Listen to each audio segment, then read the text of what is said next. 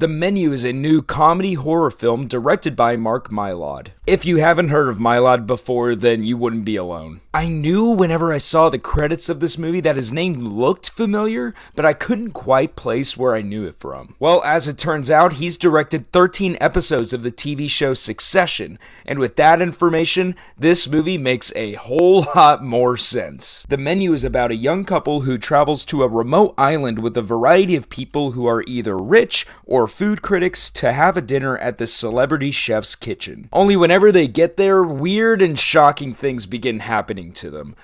And that's all I'm gonna say. I didn't know that this movie was more of a comedy whenever I went to go see it. I thought it was gonna be more of a horror thriller film, which I guess to an extent it is. But now knowing it was directed by a guy who's directed almost half of Succession, this film's tone makes so much sense. It was fun sitting in the theater cluing in on what exactly this movie was after a while. Like, am I supposed to be laughing in this scene? Is it supposed to be scary? Well, it's a bit of both. People in my theater were both laughing out loud and truly shocked at certain points of the film. And the way this movie is edited too is really funny because they weave in descriptions of the food that they're eating throughout the night, and it's really personalized to what's going on in the film, and you just gotta see it to know what I'm talking about. I thought that was really clever. But I can already tell that the differing tones of this film could scare away people who want more of a straightforward story. This film does what Succession does very well and makes you see who the rich are. They do a lot of weird stuff that doesn't make sense.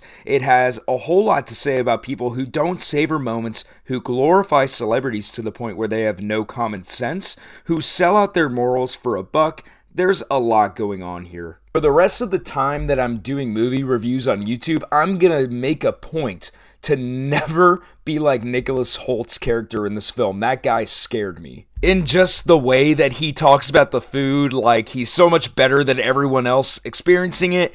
I never want to be that dude with movies. Hoult plays an idiot who is also a piece of crap who you hate. He's just really good at playing that character who thinks that they're better than everyone else, but really just doesn't have a clue on what's going on. And I would consider Nicholas Hoult to be like the head of the supporting characters of this film, all of which are great.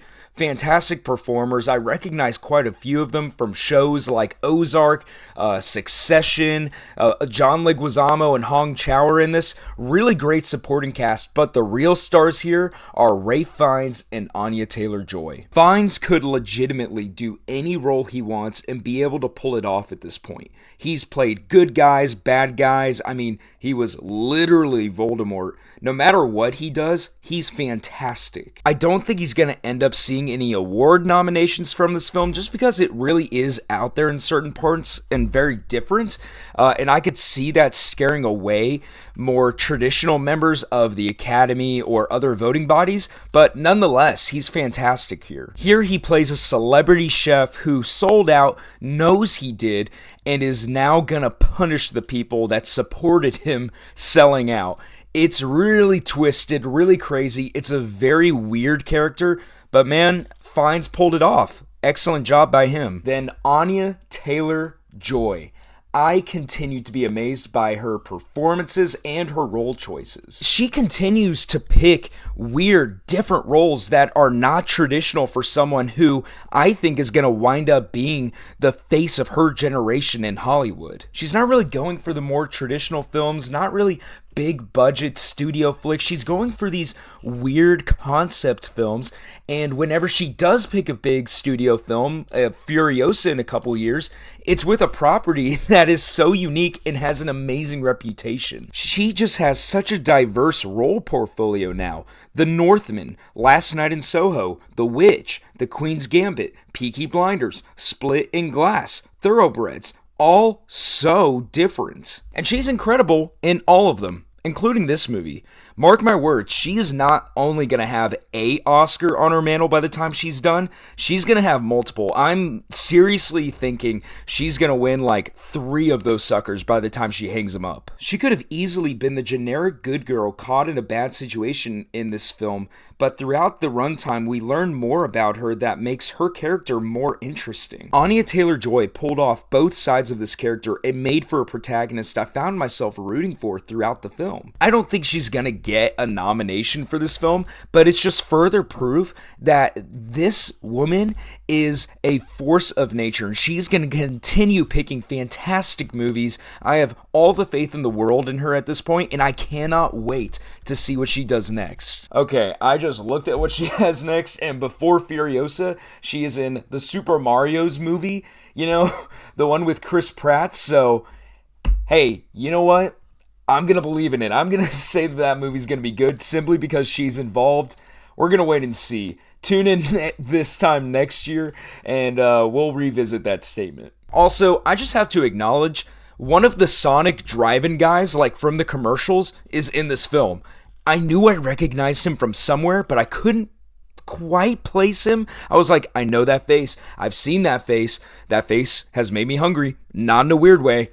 It's a Sonic driving guy. That's crazy. Ultimately, the menu is a big swing and a different way of portraying these messages of what happens when someone sells out. And also makes you ask the question of who's to blame? Most of the characters being punished in this film aren't directly to blame for the chef's life going the way it is, but their role in society has in a roundabout way. It also makes you question what real success is, because most everyone on this guest list are wildly successful in their own way, but all of them are just weird, sad, pitiful excuses of humans. Well, I thought John Leguizamo's character was pretty innocent in the grand scheme of things, but whatever. All of these people are generically successful, but they don't have a clue on what's going on. They don't make a real effort to try to escape this place.